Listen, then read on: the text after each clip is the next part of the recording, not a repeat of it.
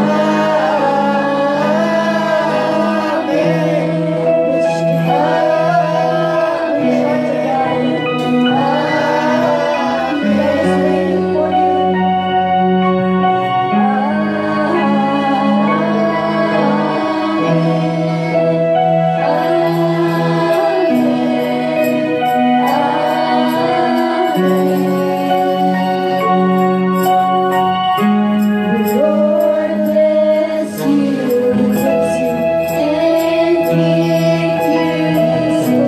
upon precious name.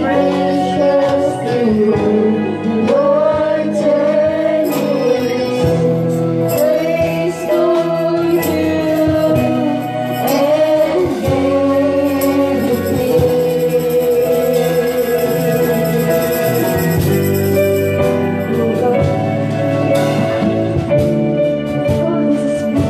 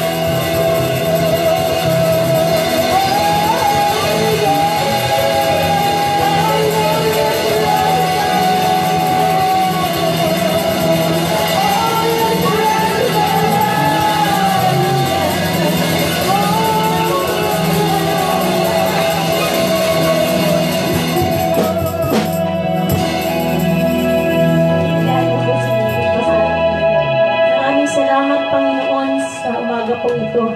Salamat sa pagsama mo, Panginoon, sa kapangyarihan ng iyong banal na Espiritu. Salamat, Panginoon, dahil patuloy kami sumamba sa iyo.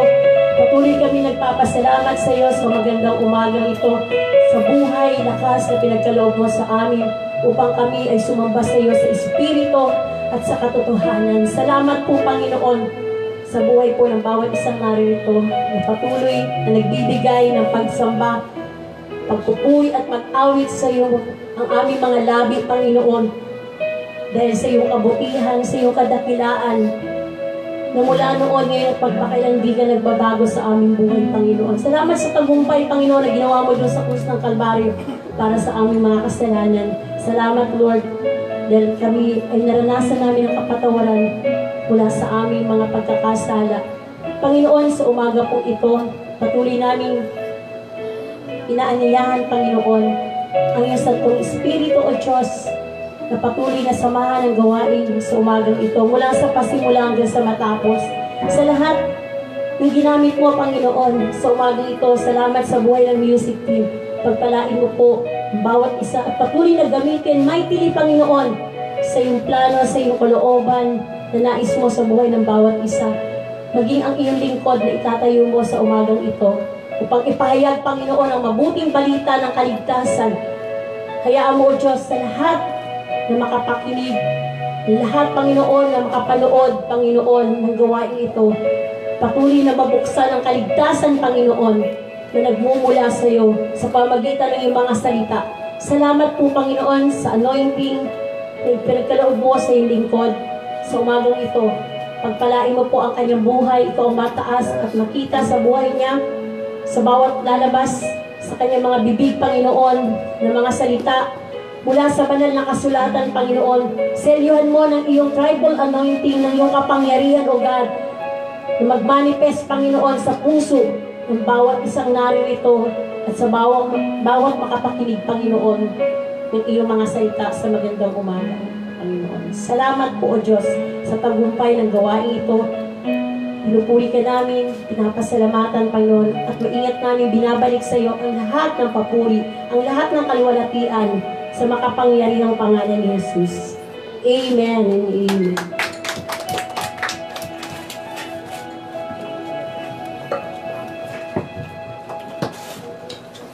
Christian, magandang umaga po sa ating lahat. At magandang umaga din po sa ating mga kapitbahay.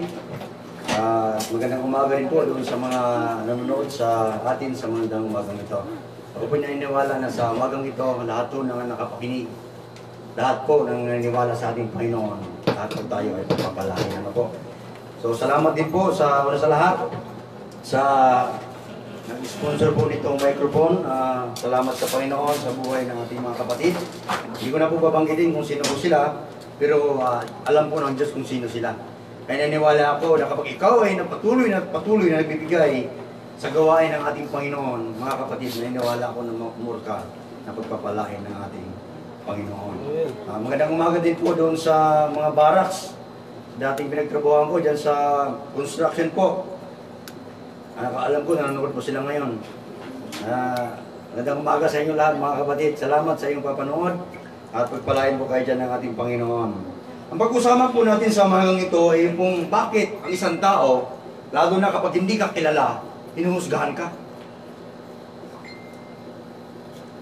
Sino ba sa atin dito na hindi ka naman kilala ng isang tao? Dugay dayo ka lang. Pero katakot-takot na yung narinig mo. Hinuhusgahan ka na. Naalala ko tuloy nung kaibigan ko doon sa UP, sabi niya, alam niyo kapatid, sabi niya, sa itsura mo pa lang, hindi ko makalimutan yung taong ito nandun na sa ngayon sa Norte, si Brother Morris. Sabi niya, alam mo Brad, sa itsura mo pa lang, minsan hinusgahan ka na. Diba parang ang sama nun? Ang katotohanan po talaga, ang tao ay ganyan po ang nagiging attitude o nagiging ugali sa isang tao. Sa tingin pa lang sa'yo, para bang alam na nila kung saan ka nang gagaling, para minamaliit ka na nila. Di ba? Minsan kapag tinatanong ka kung saan ka nagmula, minsan sasabihin mo, parang wala kang maisasagot. Wala kang sasabihin. Di ba? Sa iba, mahirap itong sagutin. Wala ba kayo dyan? Pag tinatanong ka, saan ka ba nagmula? Minsan, nahirapan kang sumagot. Alam niyo ba sa Lumang Tipan, sa aklat po ng Hukom, mayroon po diyang isang tao, siya po ay hinuhusgahan. Dahil sa pinagmulan. Chapter 11 po ng Hukom. Meron po akong kilala, babanggitin ko na po yung pangalan. Yan po yung kamao ng bayan. Sino ba yung kamao ng bayan? Si Manny Pacquiao. Meron daw po siyang tinitirhan isang subdivision na hindi daw po siya, halos di siya tanggapin. Bakit? Dahil sa kanyang pinagmulan. Dahil ang gusto nila, yung subdivision na yon, mula sa simula, nung ikaw ay, mga ninuno mo, ay talagang milyonaryo na. So, parang doon pa lang, hinuhusgahan na siya. Pero di nila alam, mas mayaman pa yata siya ngayon. So, magandang umaga sa iyo dyan, Boss Manny. Ano po? Brother Manny. Siya po ay lingkod na ng ating Panginoon ngayon. Kaya congratulations sa inyo. Sa aklat po ng Hukom, mayroon pong isang tao dyan na ang pangalan po niya ay Jepta. Siya po ay hinuhusgahan ng kanyang mga kababayan. Bakit? Dahil ang kanyang magulang ay nagbibinta ng aliw. Ano ba yung nagbibinta ng aliw? Nagpapasaya ba? Ano ba yun? Kasi aliw eh. Nagbibinta ng aliw. Nagpapasaya ba siya? Hindi po. Ang kanyang magugulang po mga kapatid ay prostitute.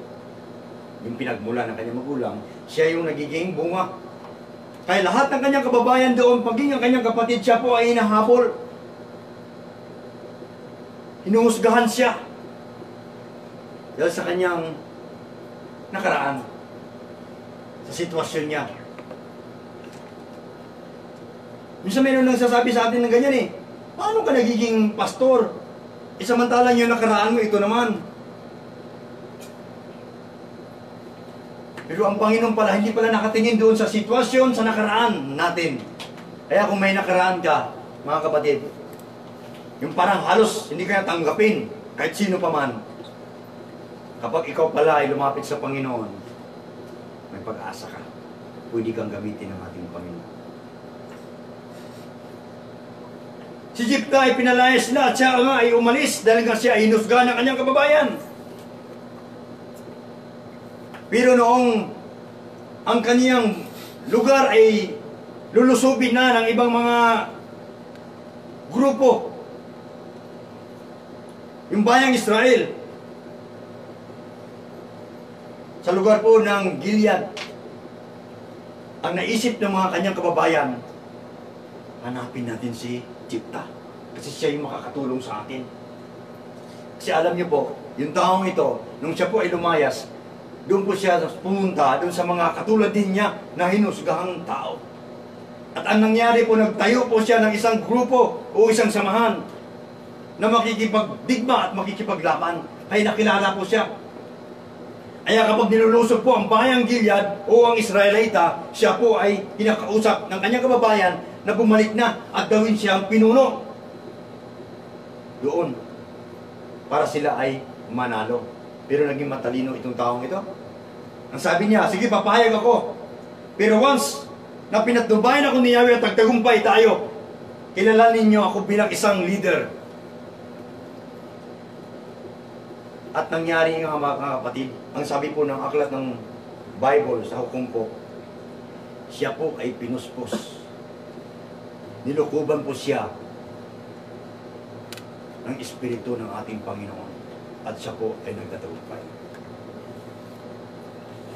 Bakit nangyayari ito? Una dahil may takot siya sa Panginoon at ang lahat ng kanyang lakad, pinaubayan niya lahat sa ating Panginoon. Ang Espiritu ni Yahweh ay lumupog kay Jepta.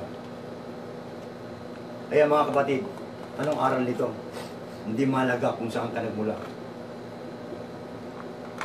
Kung anong nakaraan mo, hindi yan mahalaga.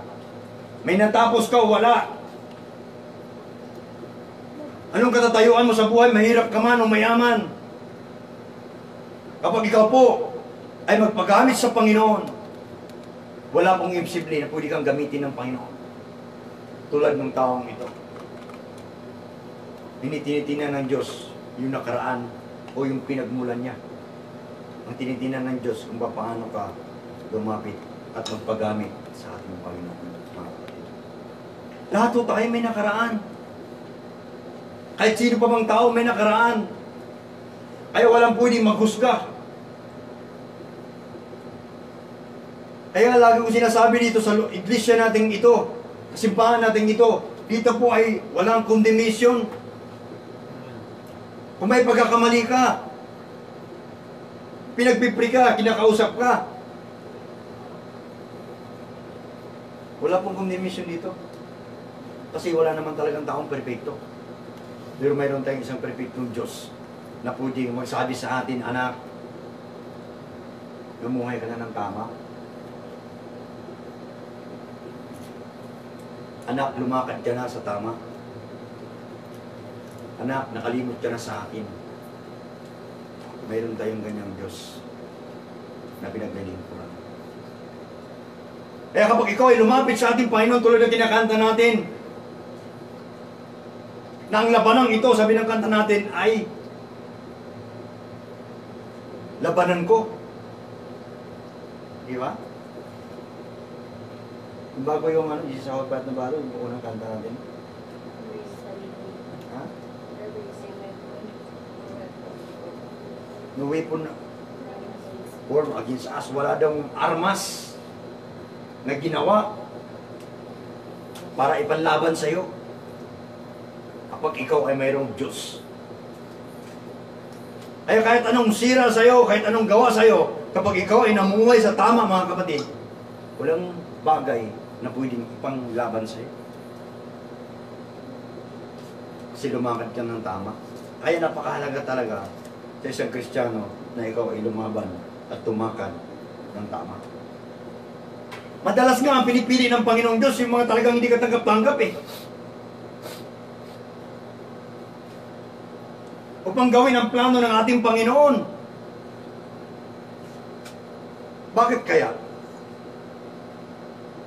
Kadalasan na nakikita kong mga pinili ng Panginoon ay yung mga parang walang magandang pinagmulan. Lahat, halos masama ang pinagmumulan. Yung mga itinakwil ng tao, yung mga inusgahan ng tao, yun ang pinili ng ating Panginoon. Alala ko tuloy si David. Nung sinabi niya, bakit nyo hinahayaan na yung Diyos natin kinukutya ng tao na yan? Kung siya na ay makikipaglaban, anong sabi sa kanya? Nako, ang liit-liit mo, di mo kaya yan. Pero ang sabi ng Panginoon, may Diyos ako, malaki. Ay isang tao na yan. Kaya kung mayroon kang problema, nakaranas ka man ngayon ng baha, noong nakaraan, ang daming, sus, maawa ka. Kaya salamat sa Panginoon sa isang grupo at marami pang grupo na alam ko na lahat ng mga Kristiyano na nasalanta dyan sa mga katedrali sa Bicol, lahat po yan, pinapadalahan po ng grupo. Para lahat ng mga Kristiyano, mga anak ng Diyos na naroon, sila po ay makabangon. At may nabalitaan pa ako, lahat ng mga simbahan na nagupo, nasalanta ng bagyo, ito po ay kanilang itatayo. Ito po yung grupo. Yan ang totoong grupo na tumitingin ng pangangailangan sa kanyang kapwa, mga kapatid. Tingnan mo si David, ipinaglaban niya ang kanyang Diyos. Ano nangyari? Nagtagumpay siya. Kaya kung Kristiyano ka, dapat ipaglaban mo rin ang Diyos mo. Pag-araw ng linggo, dapat ipaglaban mo.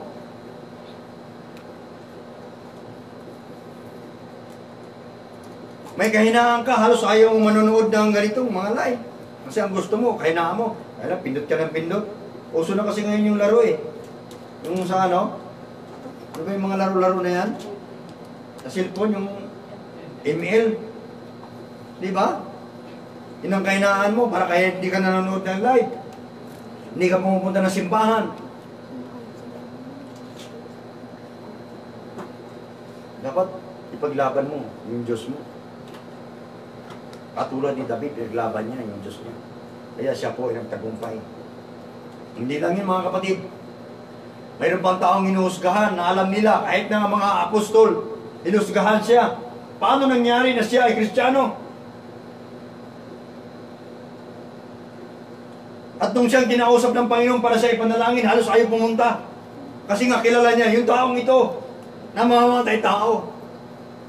Sa aklat po ng Bagong Tipan yan, si Pablo. Halos ayaw niya nang maniniwala na siya nga ay gagamitin ng ating Panginoon. Hinuhusgahan siya. Pero nung nakita ng mga apostol na siya ay totoong naglilingkod sa Panginoon, wala silang pwedeng ibalik o ibato sa kanya.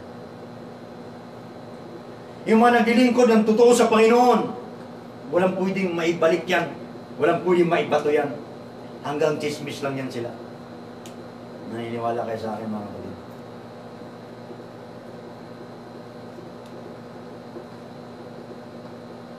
Kaya ang napakahalaga lang talaga, ipaglaban mo yung pananampalataya. Laban mo. Alam niyo po, yung buhay ng tao, hindi man natin nakawag talaga eh. Kahit anong katayuan mo sa buhay, kahit sabihin mo, lahat ng pangarap mo, natupad mo na, hindi mo naman matiyak niya hanggang saan yung buhay mo. Hanggang saan magagamit mo yung kayamanan mo. Ang mahalaga, at nakita ko sa pinakamahalaga sa lahat, mga kapatid, lahat ng bagay dapat magiging kutinto ka. Kung anong mayroong katayuan ka, kaya ang tao ngayon ligalig.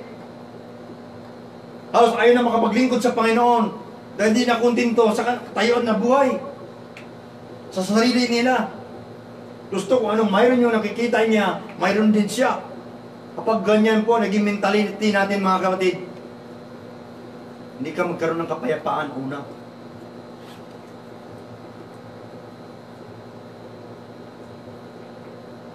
At papasok sa isip mo yung ugaling naiinggit ka na. Ano yung balang yung inggit? Nakakamatay.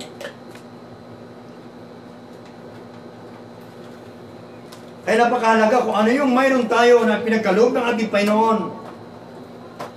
Pagbutihin natin at doon tayo pagpalain ng ating Panginoon.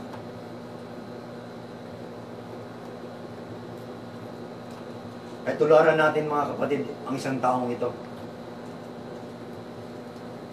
Na bagamat siya ay pinaalis, hinahabol ng kanyang kapwa, kababayan, pero hindi pa rin siya bumitaw sa paglilingkod sa Panginoon. Yung pagiging Kristiyano niya, hindi niya binitawan. Nakakalungkot. Ang dami na po ngayon mga Kristiyano, bumibigay na. Wala lang pagkain, umayaw na sa paglilingkod sa Panginoon. Ang tanong, pag umayaw ka ba, may magbibigay ba sa'yo ng pagkain? Meron ba? Wala naman, di ba? Ang problema pa, ang isip mo, punong-puno ng kaguluhan. Hindi mo na alam kung saan ka tutungo kapag wala kang Kristo. Pero kung lahat ng problema mo, sinasangguni mo sa Panginoon, mayroong direction ang buhay mo. Maniwala kayo sa akin mga kapatid. Ang Diyos ang mag-aayos ng buhay mo. Kapag ang buhay mo ay nakasunod sa ating Panginoon. Kung dati kang sawi, hindi mo na alam kung ano yung magagawin mo. Parang may kanta yan, ha? Dati kang gabi. Ha? May bako-bako. May kanta yun, di ba?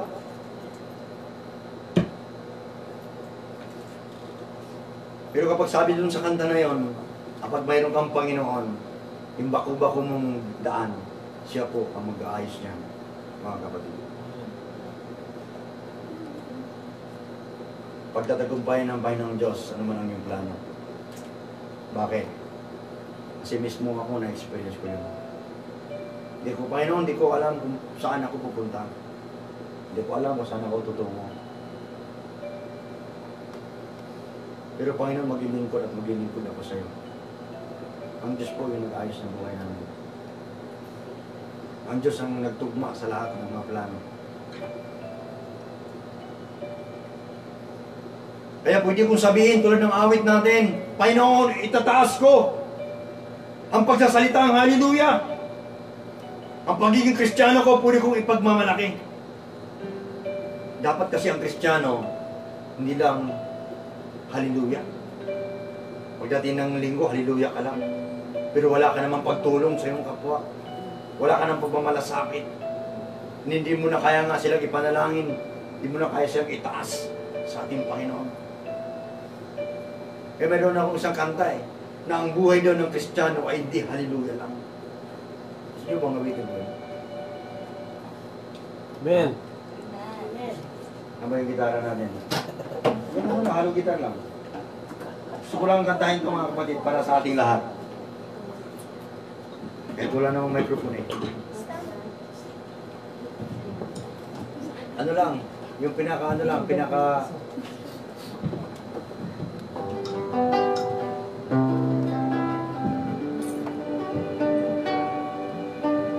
pusong ligaw, isipan ay nadadala.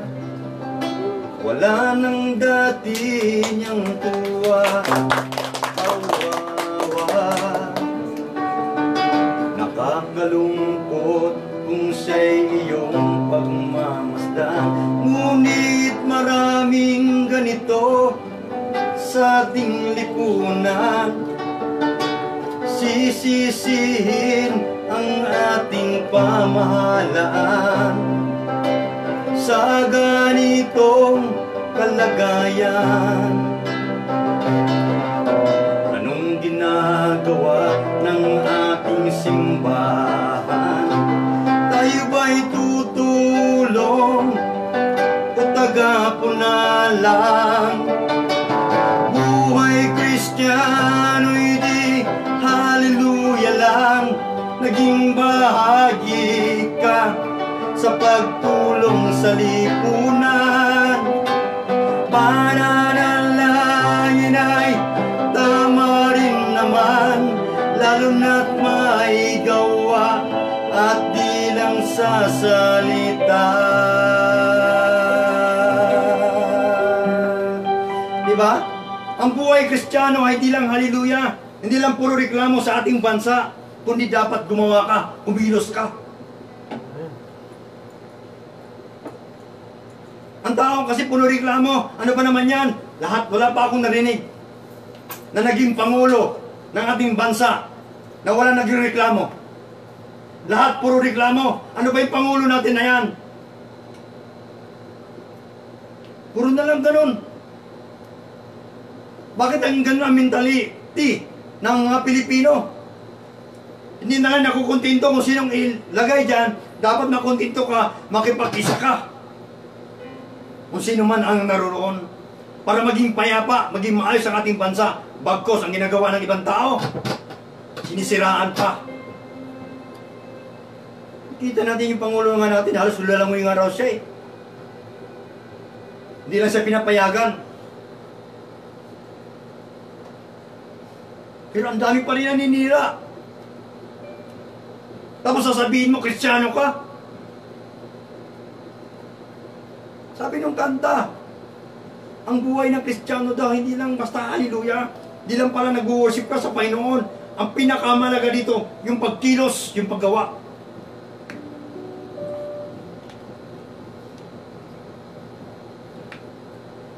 Kaya yung ating Pangulo, binabati ko. Congratulations. Ang sabi ng mga nakikita kong tao, nakasalamuha kong tao, sabi nila, paano na lang? Sa panahon ng pandemya, kung hindi si Presidente Rodrigo Duterte ang naging presidente natin, ano na kaya mangyayari sa bansa natin?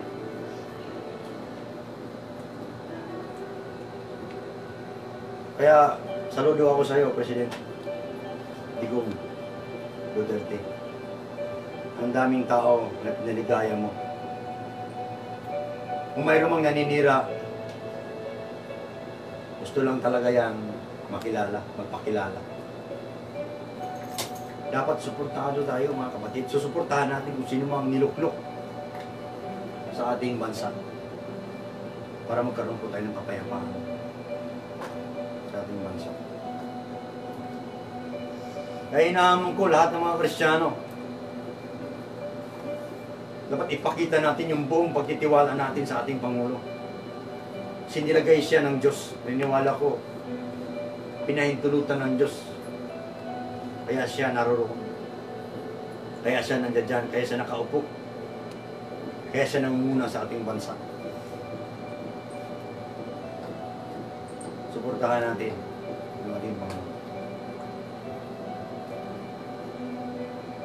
Ano nga yung unang kanta natin? Worship yun, worship. Yung pangalawa.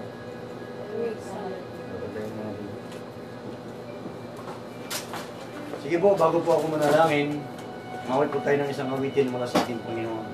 Mga kapatid, damdamin po natin. Hindi po sabihin, intindihin natin, nanawain po natin yung ating inaawit. Kayo po na nandiyan dyan na nakapakinig. Kahit hindi po tayo magkasama, physical, pero spiritual natin, tayo po ay isa. Mararamdaman natin yung presensya ng ating Panginoon. Patuloy natin itaas ang Diyos sa mamagitan ng mga awitin. Ano man talento na mayroon ka, ikaw man ay, ang talent mo ay mapagbigay. Gamitin mo yan para sa kalawalhati ng ating Panginoon. Kaya nagagamit natin yun. Ito, maganda na yung microphone natin ngayon. Mayroon pong ginamit instrumento ang Diyos. Hindi man dito sa Pilipinas, sa ibang bansa. Kahit sino pwedeng gamitin ng ating Panginoon, mga kapatid. Para mapaglingkuran natin ang Diyos ng maayos. At nasa border ng lahat. Kaya salamat po sa buhay ng ating kapatid. Nandiyan po sa Canada. Pagpalain po kayo dyan. Sa mga kapatid po natin na nandiyan sa Dubai, pagpalain po kayo dyan. Sa lahat ng kapatiran natin, nasa Japan, nasa US, pagpalain po kayo lahat dyan. Kami po ay patuloy na nananalangin sa inyo na patuloy po kayo i-bless ng ating Panginoon sa bansang Pilipinas. Pagpalain po tayong lahat, mga kapatid. I raise your hallelujah in the presence of my enemy. Yes, Lord. I raise your hallelujah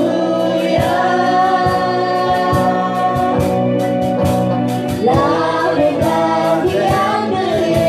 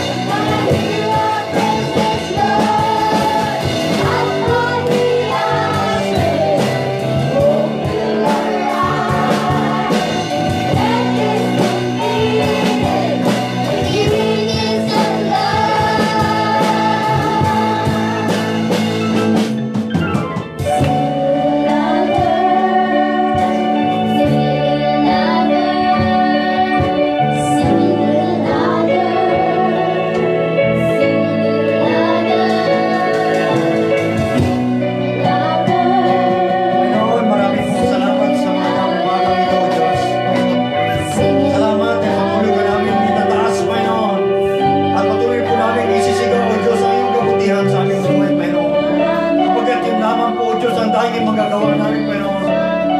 Luwalhatiin ka, dakilain ka, Panginoon, sa mamagitan ng mga awitin. Dahil ang lahat ng bagay na mayroon kami, Panginoon, ito man ay hawak namin, ito man ay posisyon namin, ito man ay katayuan namin sa buhay, Panginoon. Lahat po yan na nagmumula sa iyo, Panginoon. Ang daming may bigay lamang namin sa iyo, O Diyos, ay itataas ka.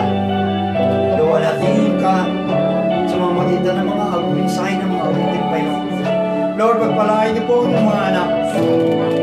Mga anak mo na ginamit para iluwalhatiin ka. Ang music team ministry, Panginoon, patuloy niyo pong pagpalain, O Diyos.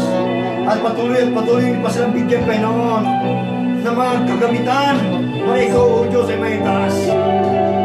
Ay nagpapasalamat kami sa instrumentong ginamit mo para mayroon po kami magagamit, Panginoon, para luwalhatiin ka, Panginoon, Diyos. Instrumento ito, Panginoon, para mas lalo ka namin pagbutihan, Panginoon.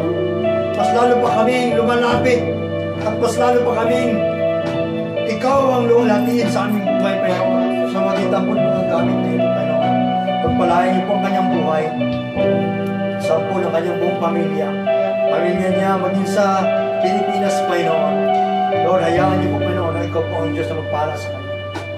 Mula po sa iba't ibang bansa, Panginoon. Hayaan niyo po, Diyos, na patuloy mo silang gamitin, Panginoon, para luwalhatiin ka, nadakilain ka, Panginoon Diyos. Sa talentong pinagkaloob mo sa kanila, talento man ito ng pagbibigay, Panginoon, talento man ito ng pananalangin, O Diyos. Ano mang talento na mayroon kami, Panginoon, hayaan niyo po na gamitin namin ito para itaas ka, Panginoon, sa buhay namin, Panginoon. Salamat po, Panginoon Diyos, sa iyong mga anak. Maging sa mga anak mo, Panginoon, na nakapalibot po, mga kapitbahay po namin dito, Panginoon. Dalahin ka po na patuloy mo sila ang pagpalain. Ano man ang kanilang gustong hilingin, Panginoon, sa umagang ito. Lord, sino man sa kanila wala pong hanap buhay, patuloy po namin itinataas sa inyo, Panginoon Diyos. Na kayo po ang Diyos na tutulong sa kanila. Gagawa ng kapamaraanan, Panginoon, kapag sila po, Diyos, ay magkaroon po ng pagkakitaan sa kanilang pamilya, Panginoon, para matugunan ito, O Diyos. Lalo na po sa pag-aaral ngayon ng mga anak mong, Panginoon. Sa pag-aaral po, O Diyos, sa eskwelahan, Panginoon. Lord, napakahirap dahil wala po kaming wifi. At araw-araw, alas nagulod po kami, Panginoon Diyos, para makapag-online po ang mga anak mong, Panginoon. Lord, tulungan niyo po sila. Pagpalain niyo po sila na masuportahan po ang kanila pong mga pangailangan sa mga araw-araw, Panginoon Diyos. Sa mga magulang nila, Panginoon, Lord, para hindi po sila magkalala. Yung mga pangailangan nila sa pang-araw-araw, Panginoon, mula po sa iinumin, pinakain, Panginoon Diyos, hangin na nilalanghap nila, Panginoon Diyos. Higit sa lahat, mga material, mga bagay na pwede isustain sa kanilang pamilya. Dalangin ko po na ikaw po ang patuloy na magkaloob niya, Panginoon. Sa bawat isa po sa amin, maging sa lahat po na makinig, Panginoon Diyos, sa mga live na ito, Panginoon. Patuloy na mo silang magpalain. Sino man sa amin, Panginoon Diyos, dito mayroon pong karamdaman, Panginoon Diyos, pisikal. Sa pangalan po ni Jesus, dalangin po namin, mula po ulo hanggang sa talampakan, Panginoon Diyos. Ikaw po ang Diyos ang hihingin po sa kanila, Panginoon. Naniniwala po kami na hindi po maisya ang iyong kamay, Panginoon Diyos, upang hindi pagalingin ang mayroong karamdaman. Sa pangalan ni Jesus, kung ano mang karamdaman mayroon dito, Panginoon Diyos. Naniniwala at nalampalalayan po kami na ikaw po ang Diyos na magpapagaling, Panginoon Diyos, sa mga karamdaman na yan, Panginoon.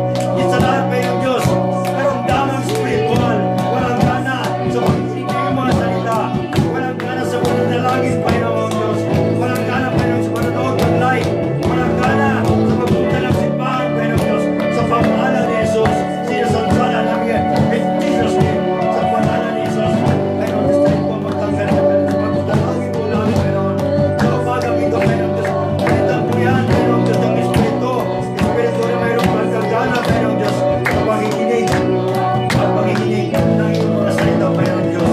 Kaya maraming pong salamat, Panginoon. Sa umagang ito, patuloy po kaming pagpalain. Sa mamayang hapon, mayroon po kaming pupuntahan, Panginoon Diyos. Lord, ikaw po mag-iingat sa amin. Pagpuntahan niyo po kami ng iyong libo-libong angel. Papunta doon, Panginoon Diyos, dalangin po namin na maging halimbawa po kami, Panginoon Diyos. Ay pagpapalan po kami sa aming kapwa, lingkod, Panginoon Diyos. Kapwa Kristiyano, Panginoon, na nagtitiwala at naglingkod sa inyo, Panginoon. Hanggang po